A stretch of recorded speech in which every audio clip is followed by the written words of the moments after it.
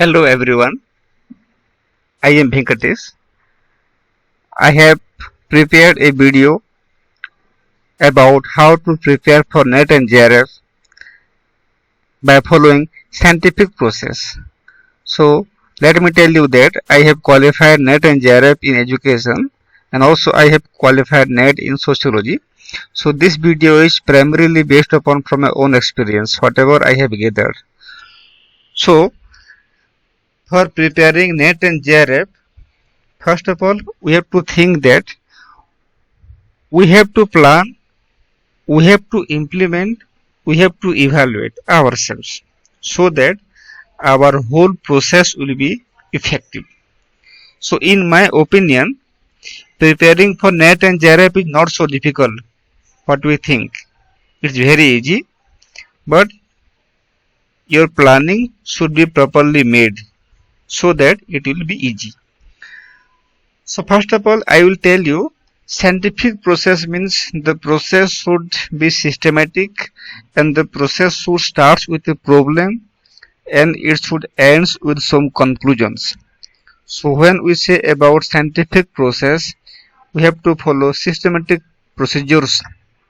So when you are preparing for NET and JRF also, you must follow systematic procedures which should involve problem, literature, objectives, hypothesis, data collection, analysis and interpretation. All these steps, whatever the steps we follow in the field of research, all those steps can be followed for preparing NET and JRF. So I will discuss what to do in which steps, step by step. First of all, problem. For preparing NET and JRF, you have to find your problem. As we find problem in the field of research, there are some sources like that. For preparing NET and JRF, you can find problem from different sources like syllabus, time, your preparation schedule, SWOT analysis, learning materials. All these things can be helpful for you to find your own problem. SWOT analysis is the most important thing. S for strength, W for weakness, O for opportunity and C for challenges. You can find problem through SWOT analysis. You can analyze yourself, you can know idea about your strength and weakness and you can find the problem. So first of all, fix up your problems from these sources. After fixing the problem, you have to collect some literatures, whatever is available in your hand. You can go for original books, you can go for YouTube video, you can go for your teacher's advice, you can go for group discussion, you can go for different websites and you can find some literature. So these literatures will help you to frame your own objectives. So in the initial phase, don't go for in-depth review of literature. Just collect the literature whatever is available near your hand. After this, you can frame your own objectives and hypotheses. So the literature will help you to frame your own objectives and hypotheses.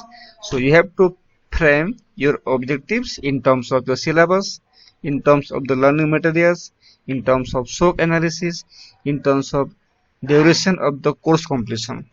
So in this way, you can frame your objectives and hypotheses and accordingly, you have to collect the relevant data in the next step.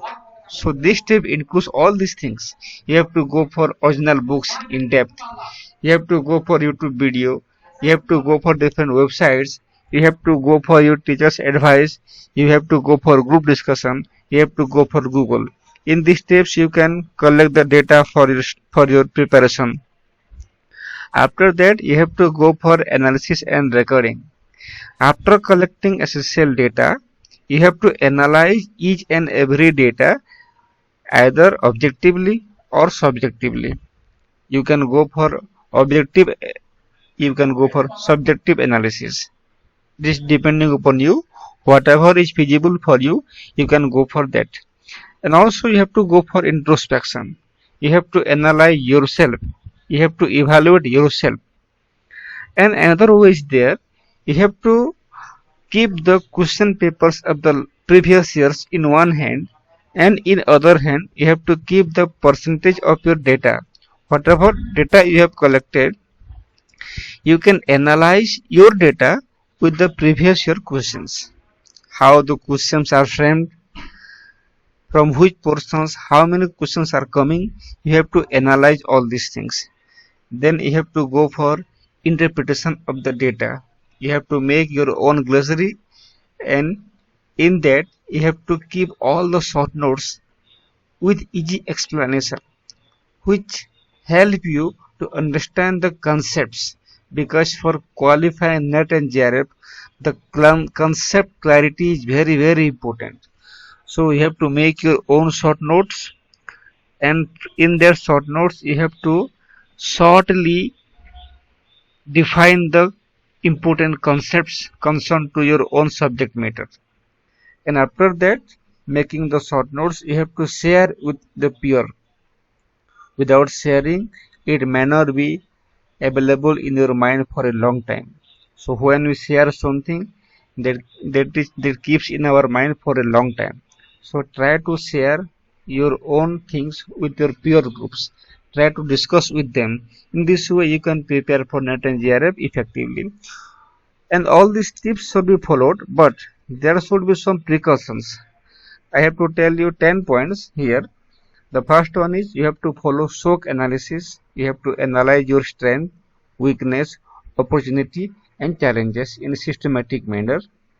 You have to analyze the previous year question papers. There are some books available in Amazon and Flipkart. You can order the previous year question papers and you can analyze the question paper. You will get idea something. Then you have to prepare your own syllabus and prefer group discussion.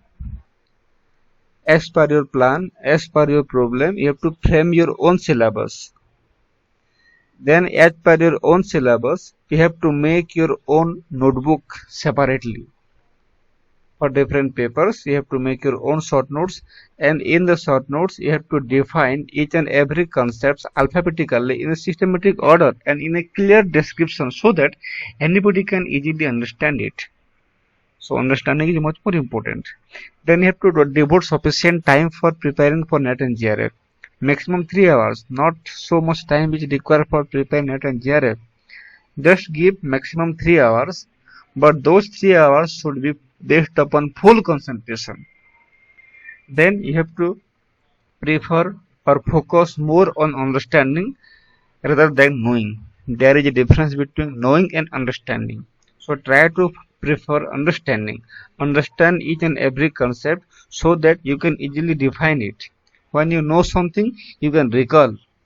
Knowing helps us for recall, but understanding helps us for defining. So if you are understanding, you can define. Then there is a need of sound sleep. Sound sleep is very important for preparation of NET and JRF. Don't take stress. Sleep 6 to 7 hours every day. Prefer sound sleep. You have to practice the question papers from first paper from YouTube and different books. And when preparing all those things, you have to use flowcharts to understand the concepts. Flowchart will help you how one concept is concerned with other concept. Then you have to prefer self-assessment. You have to evaluate yourself. And finally, I would like to say that be your planner, be your implementer, be your evaluator. You can do everything, you can achieve everything. So you have to do all these things for preparing NET and JRF. I wish you all the best. Thank you.